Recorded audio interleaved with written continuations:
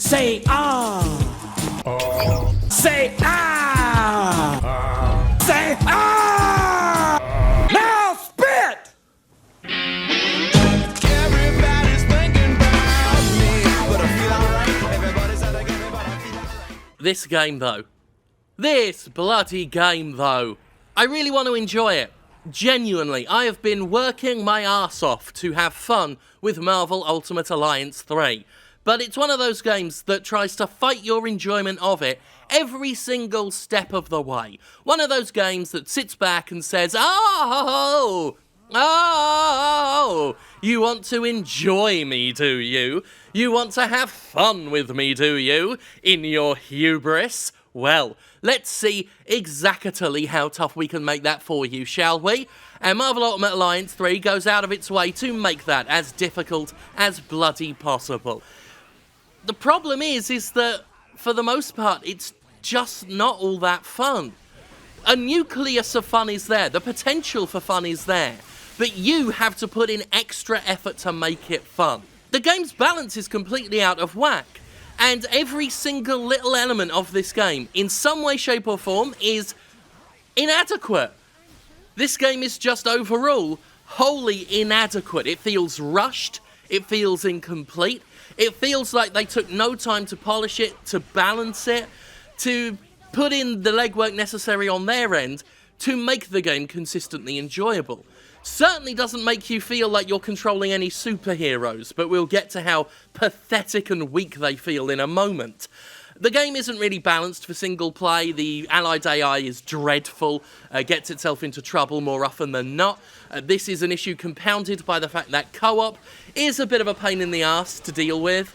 It's fairly laggy online. It was really clearly designed for couch co-op, for local co-op, and doesn't care much about the inconvenience of trying to do it any other way. You can't play online with randoms, which is annoying. A little bit. Especially because if you try and start a game, if you want co-op help for a level you're at, you've kind of just got to hope that people are willing to do that and are looking to play online the same level as you. So far I've had no luck with that. I've had luck going back to a couple of previous levels. Usually, funnily enough, like the first 2 levels are the only ones I find my friends playing, without having to pre-arrange with someone else first, which you would have to do in a Facebook message or a text. And there's probably a reason for that, because going back and grinding the same chapters over and over again is the only way you will have a semblance of fun later. Because I found that being over-leveled by about 10 levels above the expected requirements is where you actually feel like your characters might actually approach being superheroes. Because again, there's no real balance, and the weird thing about this game is that general rank and file enemy mooks, just the faceless soldiers, feel more challenging to deal with than most of the bosses. In fact, the only bosses that feel like they're overwhelming in any way are the ones that surround themselves with general enemy mooks. You know, that lazy way in which bosses are made to feel more challenging than they actually are. Playing against something like the Sentinels, that's actually easier to deal with than general little soldiers that should be piss easy to deal with. Because their attacks are more clear to see, because they're bigger. There are actual strategies and tactics for dealing with them. You can use Sentinel cores to take out other Sentinels once you've, destroyed them and taken the bomb-like element of them. Like, throw a thing, stagger them. There's a strategy to that. But when it comes to fighting, just faceless aim soldiers or hand soldiers, they make you feel piss weak. Because most of them can ignore your attacks, up to and including your abilities. They can just power through that and hit you, and you can't do the same. There is no real sense of poise in this game. A general, let me just say, I'm not one to use the term ludonarrative dissonance often.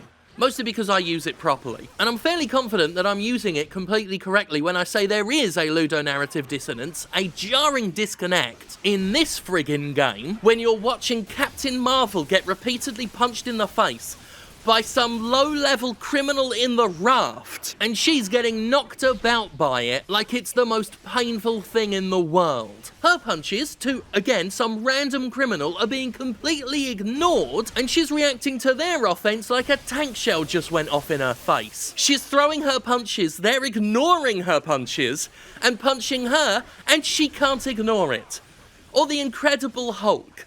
The Incredible Hulk can't sufficiently deal with just a prisoner on the raft who has no name or distinguishing personality or features. What is up with that? I don't think I've played a superhero game in which the superheroes feel so weak. So weak! I understand for the purposes of challenge they shouldn't be invincible, but they should be able to resist a few punches. And this is compounded by the issue of general soldiers, general enemies, spamming their attacks over and over and over again. You remember like early Call of Duty games and how bad grenade spam was in there? This is a callback to those glory days, to those heralded days, where enemies would throw grenades over and over again, and they can juggle you with them. Imagine Venom being juggled by grenades, flopping about like a fish in a washing machine, because some frigging nobodies are tossing grenade after grenade after grenade. And this is before poison gas cloud enemies turn up, and sniper enemies turn up that can down a hero in 1 or 2 hits. You deal with that bollocks so much that by the time you fight someone like Loki, you're thinking, how's he the bad guy? He's nothing compared to a bunch of random nobodies with guns. I don't know what they were playing at. I don't know what they were thinking. And nothing, as I say, nothing in this game is adequate enough to offset it. Ability and healing orbs that replenish your power and your health meters, they barely restore anything. They might as well not be there unless you luck out and get one that is bigger than the others. But the general ones, I don't know why they're there. They restore such a tiny amount. The only reason we're going through this level here without being knocked about all over the place is because I'm in this co-op game highly over-leveled compared to the other players.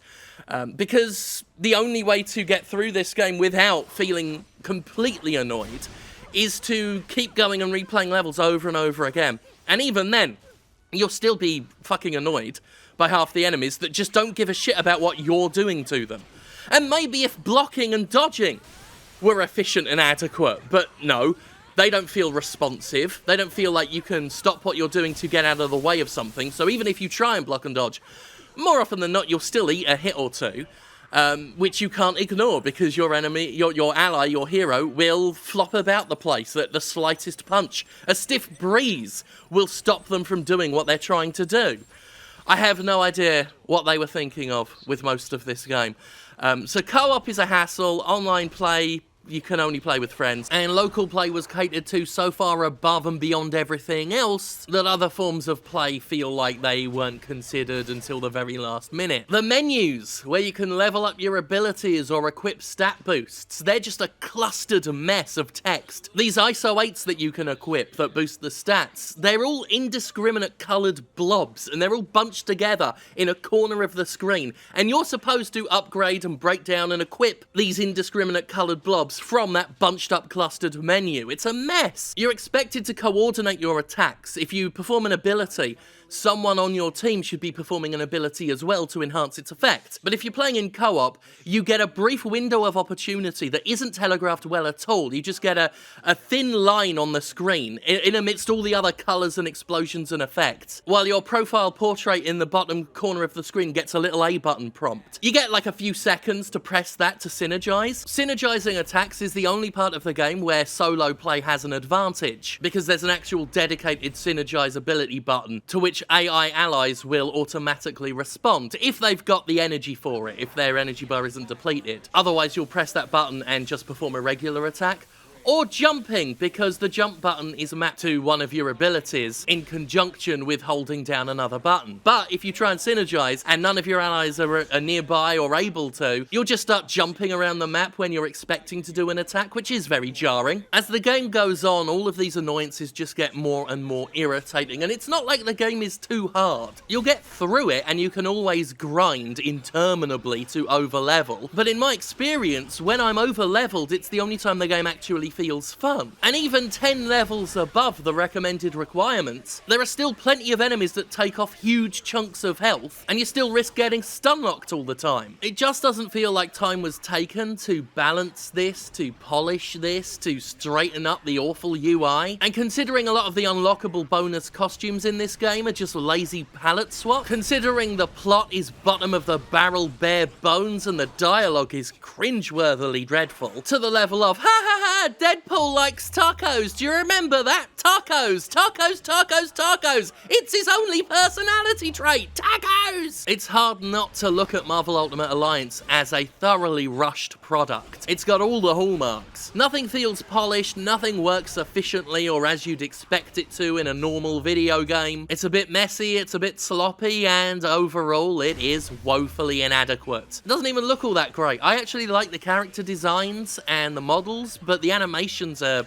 awkward and weird. Marvel Ultimate Alliance 3 is a game you can have a lot of fun with if you put in the legwork and if you have a good co-op buddy. But I was really looking forward to this one, and it just does not live up to expectations at all. And it's not something I could recommend a lot of people put that effort into. Whatever enjoyment you can eke out of Marvel Ultimate Alliance 3 is not worth the legwork. There's nothing ultimate about it. It's just insufficient. But the tragedy is it's something that could have been quite excellent if the time was put into it, but it just doesn't feel like it was. And it just gets less fun as it goes on. Like your reward for slogging through a bunch of bullshit is just a bunch more bullshit. So yeah, it's fun enough when it allows itself to be and when it allows you to have fun, but ultimately, it's just not worth it. Hey, do you remember when Deadpool said tacos that time, though? It's funny because tacos.